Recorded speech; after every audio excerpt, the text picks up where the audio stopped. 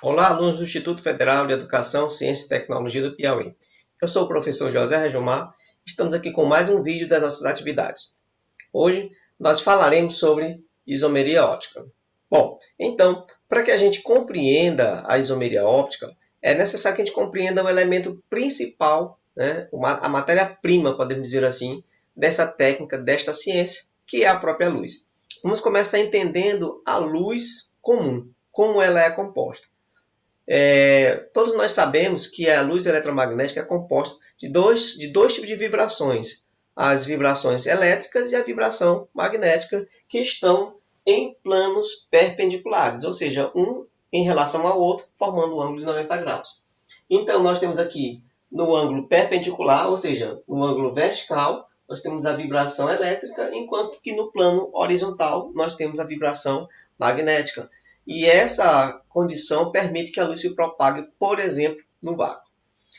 É interessante também observar que essa propagação ela não é estática. Essa condição, né, essa relação perpendicular, ela gira em torno do seu próprio eixo. Então, se nós fôssemos olhar para a luz de frente, né, um raio de luz, o que nós poderíamos ver? Uma relação perpendicular aqui, só que ela ia girando, ok, em torno do seu próprio eixo e fazendo essa propagação. Essa é uma das características principais da luz comum. A luz polarizada é uma luz que passou por um processo de filtragem, né, por um processo de redução. Então, a primeira coisa que se observa é que não há, por exemplo, esta rotação em torno do seu próprio eixo, quando se fala, por exemplo, da luz polarizada. Uma outra coisa que se observa é que você vai ter aqui numa representação da luz polarizada, apenas um plano horizontal, que seria o magnético, e um plano vertical, que seria o elétrico, tá? E a gente representa de forma simplificada apenas o plano elétrico.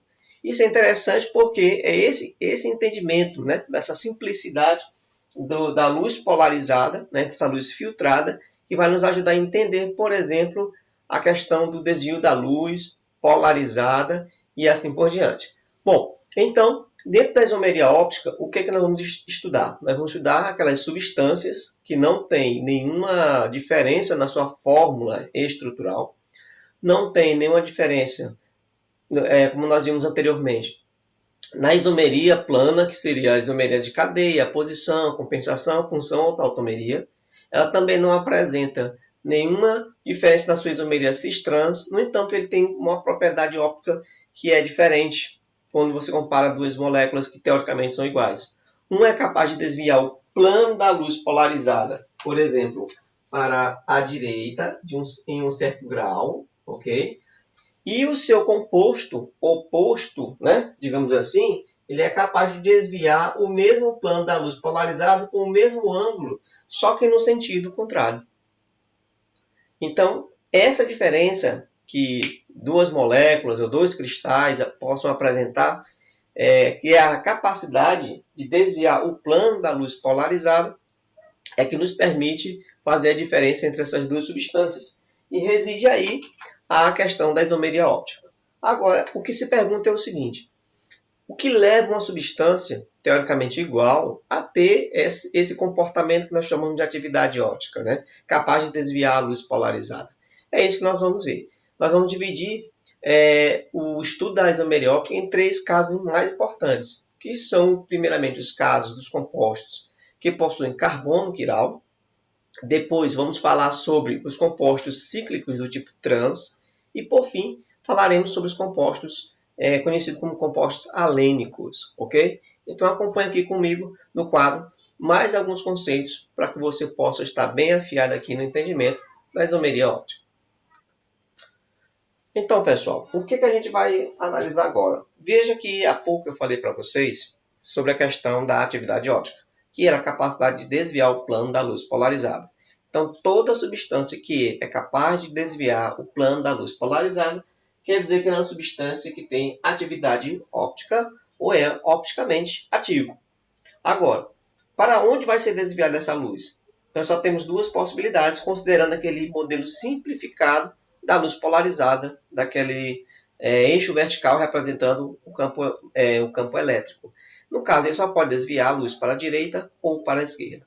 Veja que nós temos moléculas ou estruturas opostas. Ou ele desvia para a direita, ou ele desvia para a esquerda. Aí nós vamos entrar com esse conceito de antípodas ópticos, que são justamente as moléculas, ou os cristais, nós falamos de cristais, mas particularmente vamos falar aqui das moléculas, que são capazes de desviar essa luz para lados opostos, tá certo? Do plano da luz polarizada. Esses antípodas também são conhecidos como enantiomorfos, ok? Os enantiomorfos são justamente aqueles compostos que são a imagem especular do outro, ou seja, são imagens opostas uma em relação ao outro, como se você estivesse pensando nas mãos, não é isso? Você tem as suas mãos e elas vão representar aqui a imagem especular da outra. Se você tentar sobrepor, logicamente, as mãos, um sobre a outra, elas não vão se sobrepor, sempre vai sobrar algum dedinho ali. Então, elas são justamente a imagem especular uma da outra, tá? Então, você tem aí justamente, toda vez que você tiver estruturas ou moléculas que uma imagem especular da outra, você vai ter ali enantiomorfos. Os enantiomorfos, por sua vez, eles vão ter essa característica peculiar, enquanto que um determinado enantiomorfo desvia a luz para a direita, o outro automaticamente desviará a luz para a esquerda. Daí surge o conceito de destrógeno, que é aquele que vai desviar a luz para a direita. Nós também podemos representar aqui pelo símbolo positivo ou pela letra D. Destrógeno vai para a direita. E nós temos o seu oposto, o levógeno. Ele vai, logicamente, desviar a luz para a esquerda. Vamos representá-lo aqui com sinal negativo. Ou então, letra L para representar o levógeno.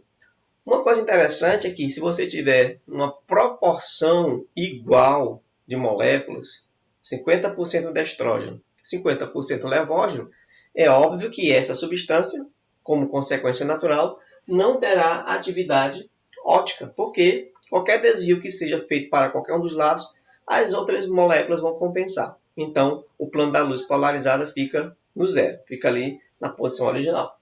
Então, quando você tem essa proporção de 50% levógeno, 50% destrógeno, você diz que você tem uma mistura racêmica ou racemato, ok? Então, você tem uma mistura racêmica ou racemato quando você tem 50% das moléculas com a característica destrógeno, 50% quando você tem com a característica levógeno.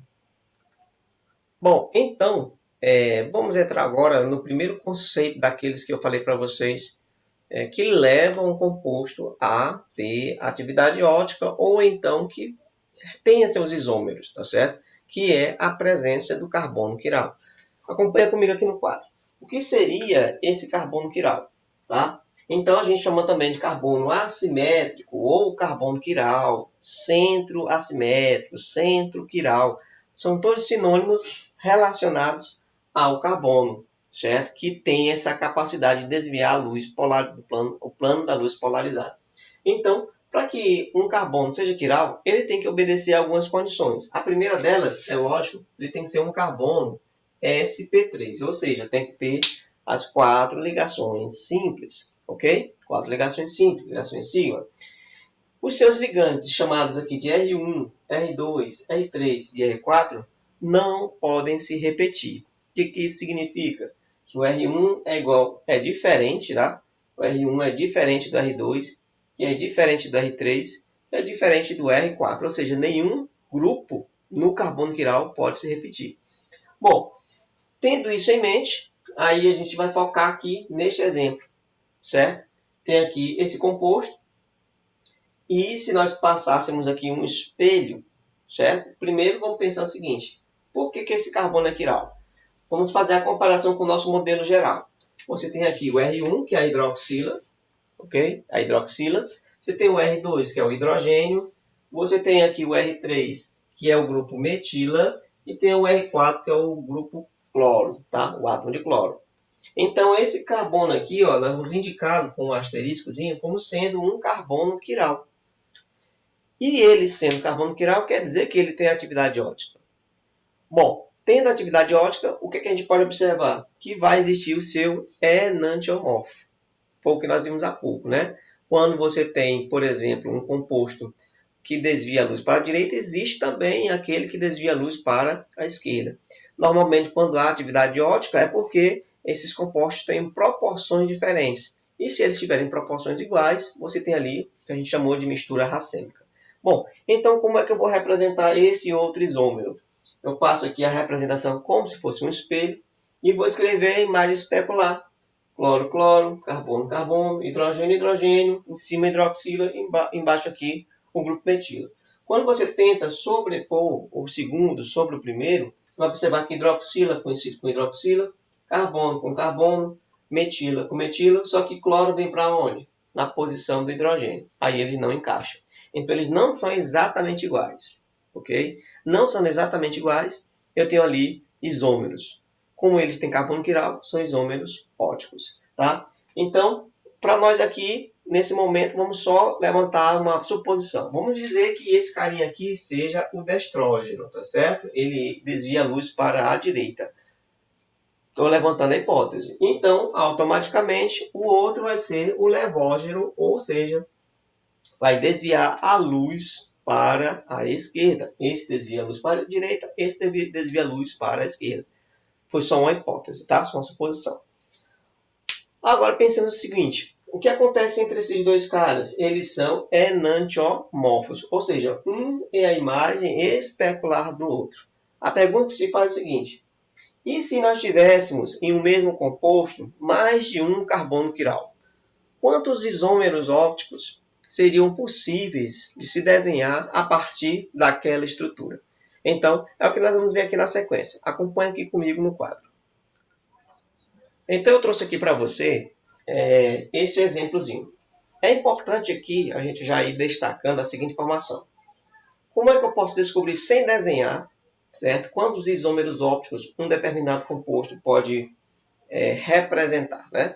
Então, existe uma formulazinha que me diz o seguinte. 2 elevado a n é igual à quantidade de isômeros. E esse n é a quantidade de carbonos quirais que existe naquela estrutura. Então, eu só preciso descobrir quantos carbonos quirais existem ali, eu já consigo dizer quantos isômeros ópticos. Então, olhando para essa estrutura, o que eu vou poder fazer aqui? Bom, eu preciso identificar os carbonos quirais. Para identificar os carbonos quirais, eu tenho que seguir aquela regrinha que eu expliquei há pouco. O carbono tem que ser sp3 e os 4 ligantes têm que ser iguais. Ora, então o primeiro carbono não pode ser quiral porque ele tem 3 átomos de hidrogênio, ou seja, os R's ali já começam a se repetir. Eu tenho 3 ligantes do mesmo tipo, hidrogênio. Já o segundo, ele tem um metila, hidroxila, tem esse grupamento todinho aqui embaixo, ó, formado por 2 carbonos, oxigênio, hidrogênio e esse hidrogênio. Quer dizer que esse carinha aqui, ó, ele é um carbono quiral. O segundo, ele também é um candidato a ser carbono quiral, porque ele tem esse grupamento, o R1, que é formado por carbono, 2 carbonos, hidroxila, e você tem hidroxila aqui, grupo aldose aqui embaixo, hidrogênio, tudo diferente um do outro. Então, você tem o segundo aqui também como sendo um carbono quiral. O terceiro não pode ser carbono quiral pela própria condição. Ele não é um carbono sp3, portanto, já está descartado. Ora, sendo assim, se esse carinha aqui tem 2 carbonos quirais, eu já posso prever quantos isômeros. Então, 2 elevado a n seria o 2 elevado a 2, que vai dar justamente 4, que seria 2 vezes 2, que daria 4. Então, eu consigo desenhar esse cara de 4 formas diferentes. Então, vamos desenhar aqui o primeiro isômero, passando aqui a imagem, né, como se fosse um espelho, e aí vamos ver qual seria a imagem especular dele aqui. Então, fazendo a imagem especular, você vai ver o seguinte, você vai ter o seu primeiro enantiomorfo, ou seja, simplesmente a estrutura oposta. Se você tentar sobrepor esse composto 2 em cima do 1, vai ver que as hidroxilas vão colidir aqui com os hidrogênios. Então, você teria, por exemplo, aqui um destrógeno, vamos supor, logicamente ele seria um levógeno, tá? Então, você tem aqui um par de enantiomorfos. Agora, pensemos o seguinte, se eu partir da primeira estrutura e fizer a rotação de um desses carbonos, né? Então, agora eu vou aqui, não é um espelho, tá certo? Eu vou pegar o primeiro composto, vou reescrevê-lo aqui, ó, CH3C. Vamos dizer que aqui ocorreu uma rotação e que a hidroxila mudou de posição, certo? Mudou de posição. OH, aí você continua aqui carbono, OH, aqui hidrogênio e aqui o grupo aldose, ok? O grupo aldose. Pronto. Olhando para esse terceiro composto, o que você vai perceber? Que ele não se encaixa em cima do primeiro, porque esse hidrogênio colide com hidroxila, e esse, por sua vez, não se encaixa em cima do segundo, porque essa hidroxila segunda aqui, ó, vai colidir com esse hidrogênio aqui. Então, ele não é igual ao primeiro e nem é igual ao segundo. Então, o que ele é? Ele é o que a gente chama de diástero isômero, ou seja, um isômero mais distante.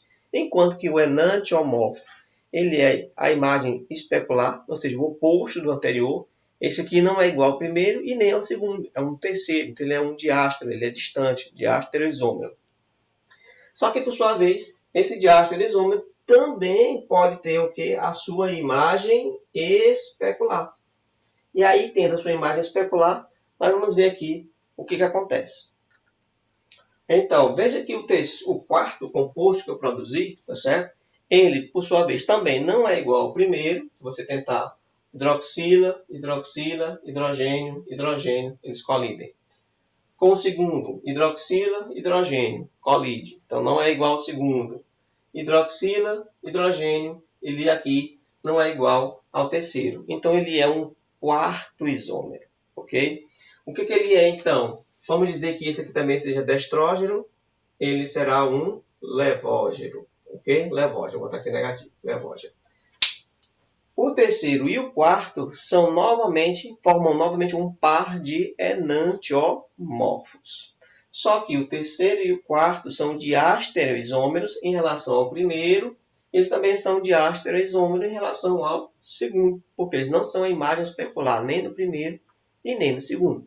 Então, quando tem um conjunto de isômeros, eles podem ser enantiomorfos ou podem ser diastereoisômeros, ok? Enantiomorfos, imagem especular, diastereoisômero, estruturas distantes. E você vai observar que aqui nós conseguimos justamente desenhar quantos?